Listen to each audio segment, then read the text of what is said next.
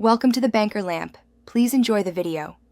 In this video, I will show you how to make a delicious quiche with shortcrust pastry. We'll begin by preparing our simple shortcrust base. You'll need 200 grams of plain flour, 100 grams of cold, cubed butter, and a pinch of salt.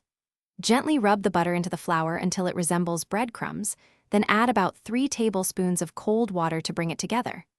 Once formed, wrap your dough and chill it for at least 30 minutes. This step is crucial for a perfect flaky crust. Next, let's create our rich and savory quiche filling. In a bowl, whisk together 3 large eggs with 200 milliliters of double cream or full-fat milk. Season this mixture generously with salt, freshly ground black pepper, and a tiny pinch of nutmeg for warmth.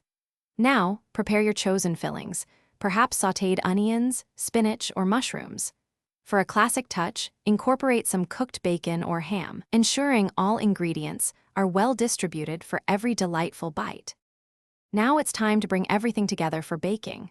Roll out your chilled shortcrust pastry on a lightly floured surface to about 3 millimeters thick, fitting a 23 centimeter tart tin. Carefully line the tin, pressing the pastry into the sides, then trim the edges.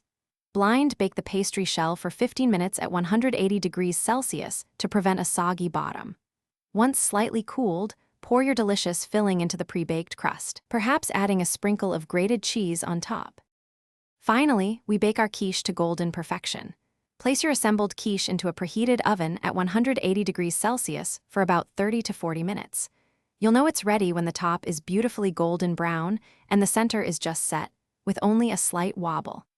Allow the quiche to cool for at least 10 minutes before attempting to slice it. This helps the filling set completely. Enjoy your wonderful homemade quiche warm or at room temperature. It's perfect for any meal. Thanks for watching. If this was helpful, leave a like and consider subscribing. See you next time.